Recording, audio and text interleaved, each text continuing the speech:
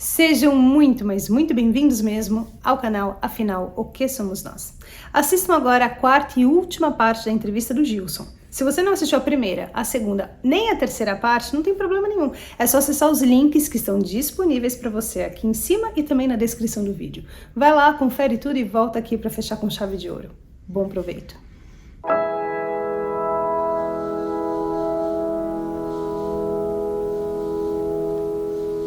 O que ficou esclarecido para mim, o que ficou claro para mim nessa conversa que aconteceu, que eu não vou te dizer como foi a conversa, que eu não vou saber, mas as coisas ficam muito claras, que tudo que está à nossa volta é uma energia.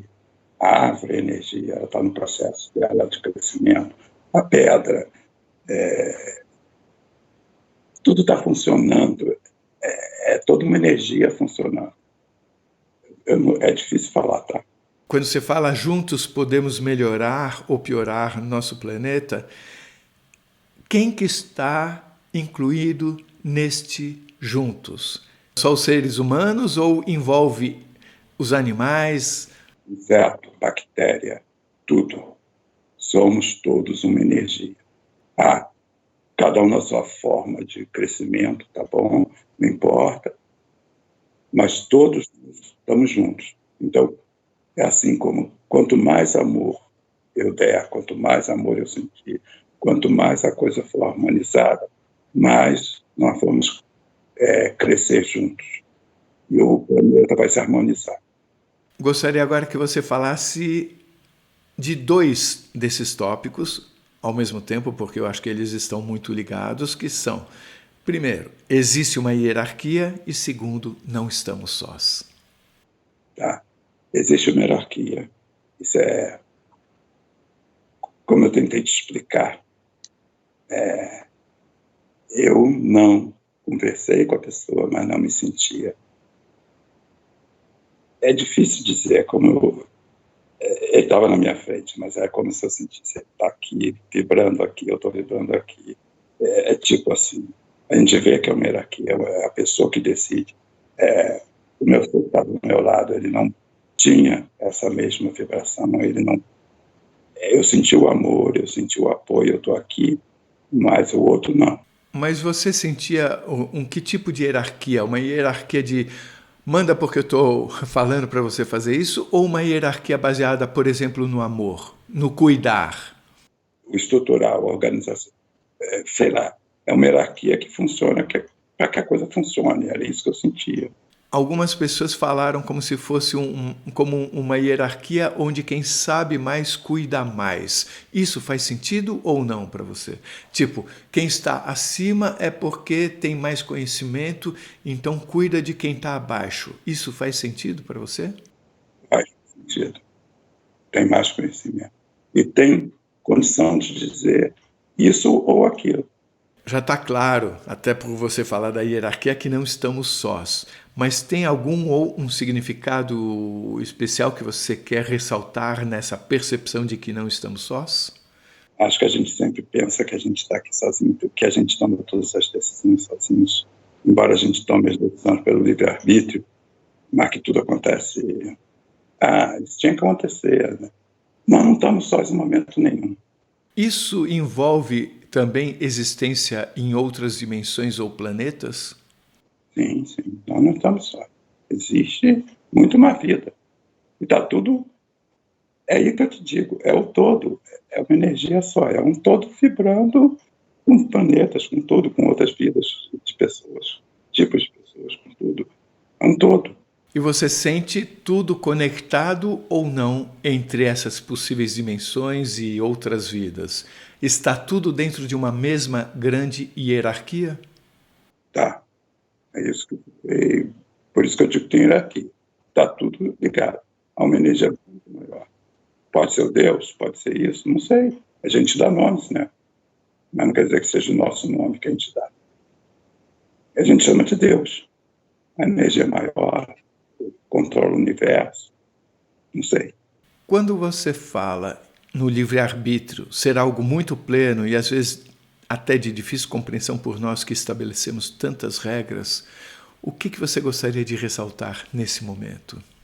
É pensar assim,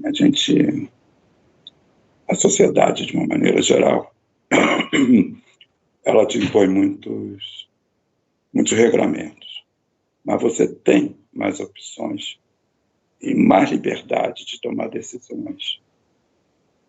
As regras são muito grandes, não existe dentro de um amor maior, dentro de algo maior, não existe tantas regras que te bloqueiem. Há uma liberdade, mesmo que você está tomando uma decisão para o mal, a tua liberdade é uma escolha sua.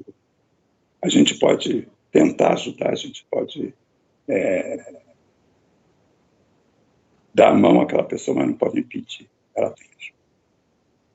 E a gente é responsável pelas nossas escolhas e nossas decisões. E mesmo dentro dessa hierarquia é respeitado esse livre-arbítrio, como foi no seu caso.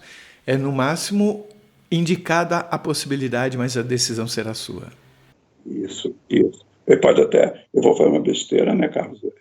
Eles podem me ajudar a me intuir alguma coisa aqui. Não faz isso, não sai naquela hora tal, e que a gente às vezes até sabe que isso acontece, mas você tem a liberdade de fazer. Eu preciso ressaltar aqui, Gilson, que em algumas entrevistas a pessoa queria ir de qualquer jeito e ela teve que voltar. Teve até um caso, que é o do Jaime Serva, que ele falou que cheguei lá, me empurraram de volta, eu não falei com ninguém, ninguém me explicou nada.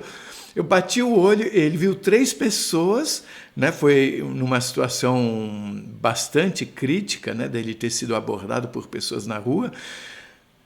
Ele foi um bate e volta. Ele chegou lá, cheguei, eu vi, me empurraram de volta, não falei com ninguém. É interessante, parece que o livre-arbítrio é pleno, mas há exceções. Eu acho que não é exceção. É por isso que eu digo que é difícil de explicar, tá? Porque não há exceções. Isso aconteceu e acabou. Você não tem. Aí tudo bem, não sei. Você morreu. Ou você quer morrer, mas não pode morrer. Volta, porque não está no teu momento. Aí é diferente. Talvez como um livre-arbítrio que você dá a um filho seu, que você... Aí tem uma hierarquia. Aí tem procedimentos que ocorrem. Eu nasci na família tal. Tudo tem um motivo. E tem um tempo. Isso aí tem tudo motivo. Isso não é questão de livre-arbítrio. Eu posso querer me matar agora, aí é um livre-arbítrio, mas não quer dizer que eles vão aceitar. Porque eu não tenho direito. Aí eu estou fora do direito de tirar a vida do meu corpo. Não é livre-arbítrio. Eu tive o livre-arbítrio, sei lá, passar uma placa, qualquer coisa. Mas não era o momento. Então não é o momento. É tipo assim, quando eu digo assim, ele é bem maior, ele é bem mais complexo. O cara tá lá, é um tirano, tá fazendo isso. Eu não tenho o direito de ir lá e tirar a vida dele, para que ele não faça isso com aquelas pessoas, porque ele tem esse direito. Mas se ele quiser, é um acidente de carro, não acho que esteja planejado, nem que foi uma escolha. Aconteceu, talvez aconteceu por uma imperícia, então não é no seu momento. Volta. Ou volta e fala mais. Não sei. Entendeu? É interessante, você falou da pessoa nascer numa família tal, ela não escolheu, foi determinado. Parece que existe uma mistura, uma combinação do que é determinado por essa hierarquia em função de coisas que a gente pode não entender e o livre-arbítrio que a pessoa terá nessa condição na qual ela foi colocada. Ela foi colocada nessa família não por um livre-arbítrio ou nesse país, mas dentro dessa situação ela terá o livre-arbítrio? Seria isso? Seria mais ou menos isso.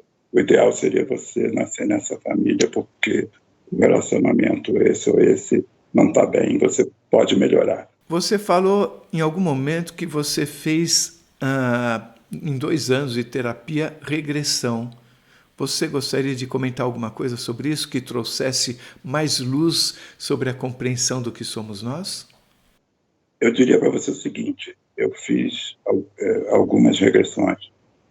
A regressão, eu nunca esperei por isso, nem pensei que eu estaria fazendo uma regressão. Na realidade, ela deixa você levar aquele negócio e você vai e você faz.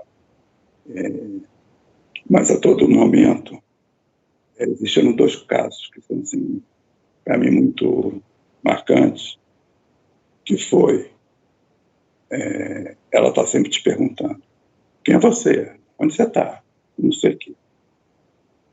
E eu tive um caso, e aí eu poderia dizer que tem envolvimento com família, porque eu tinha certeza que o que aconteceu era com meu pai. Eu tinha justamente, nós tínhamos muito problema de relacionamento. E eu estava na Bahia de Todos os Santos, que para mim era na Bahia, na Bahia mesmo. Eu tinha nome e sobrenome. Eu fui assassinado na beira da Baía de Todos os Santos, jogado ao mar. O nome existe, nome e sobrenome. Houve o assassinato na Baía de Todos os Santos daquela pessoa. E foi jogado ao mar. Tudo que eu vi, você não vê, você vê e sente. Você sente dor, você sente tudo. Tudo que eu vi foi procurar e achar. Você está aí escutando, você anota. Aí procurando a história e saiu lá o jornal e está lá contando no jornal. E óbvio que você não fazia a menor ideia de nada disso. Não ideia. E tem época, centenas de anos atrás, dezenas de anos atrás? Tipo, sei lá, 1800, 1700, 1800 e pouquinho. Tipo, mas eu não me lembro agora a data do jornal, mas era nessa tempo em que, na época, eu era dono de uma... Não era uma capitania hereditária, era sei lá, uma fazenda enorme, não sei. Muitas terras, não sei te explicar, e era uma pessoa importante. E eu me casei com a esposa grávida, que ninguém sabia que ela estava grávida, porque não podia ser contado, e o casamento, no final, eu fui descobrir que foi de armação. Você descobriu o quê? Que foi de armação, ela estava já grávida. E o pai descobriu, e foi ele que me assassinou depois, porque estava com filho. E essa filha, sem querer, morreu. Caiu de um penhasco. Foi uma vingança do pai. Agora vamos para a última frase que você colocou aqui. O ser humano pode até, em boa parte, deixar de existir, mas o planeta, independentemente do que o homem infringir a ele, será regenerado. Isso é porque eu estava muito preocupado na época já que aconteceu isso, porque a gente estava vendo tanta coisa ruim acontecendo. E eu perguntava: o planeta pode ser destruído? Sei lá, vamos jogar uma bomba atômica mesmo, pode ser destruído. E ele falou: em momento nenhum o planeta vai ser destruído. Ele está caminhando de uma forma negativa, porque as pessoas estão mais negativas, mas o planeta não será destruído, ele se regenerará. O homem não tem o poder de destruir, porque é energia, ela se regenera e ela se recupera. Mas você teve alguma percepção de risco em função do que a humanidade tem feito? Não o risco de destruir o planeta, mas o que significa, o que você percebeu através de conversas com esse ser sobre o que a humanidade pode infringir ao planeta? Ela está infringindo já. O risco já existe. Eu acho que esse risco pode vir a tomar proporções maiores. mas não estamos falando na destruição do planeta. As pessoas ainda ficarão e regeneração vai acontecer. De alguma forma foi dito a você ou você percebeu que isto está em vias de acontecer? Datas em vias, assim, é tudo muito difícil de ser. É a mesma coisa, você volta, então, mas você, por um período. Quando acaba o período, em momento nenhum vão dizer para mim. É quase que você tem uma consciência que você nem pode perguntar. Você não vai perguntar. Vai ser no momento, acabou. É a mesma coisa você dizer, ele dizer, pode vir a acontecer em algum momento, algo maior, mas ele nunca vai dizer. Eu não sei, eu senti muito isso em todas as situações. Ele nunca vai dizer para você, uma um futuro próximo, ou qualquer coisa. Não vai. Há um risco de acontecer, mas o planeta não será destruído. É como se ele, ao fazer isso, estivesse influenciando no nosso livre-arbítrio? Não, o livre-arbítrio de tentar destruir foram as pessoas, ele não pode se meter. É o negativo, puxando, e a coisa pode acontecer. Mas o planeta, nós não temos o livre-arbítrio de dizer, eu vou destruir o planeta, eu vou botar 500 bombas atômicas no núcleo do planeta e vou destruir. Eles não vão conseguir. Isso aí é tácito. O planeta não é destruível. Ele vai passar por regeneração e ele vai voltar a ser de novo um planeta totalmente habitável. É isso, passado. O que a gente deve ter em mente, já que nós, como você, vivemos num mundo cada vez mais complexo, desafiador, mas nós não tivemos esses aprendizados que você teve de forma profunda. Quais as suas dicas? Qual a sua mensagem?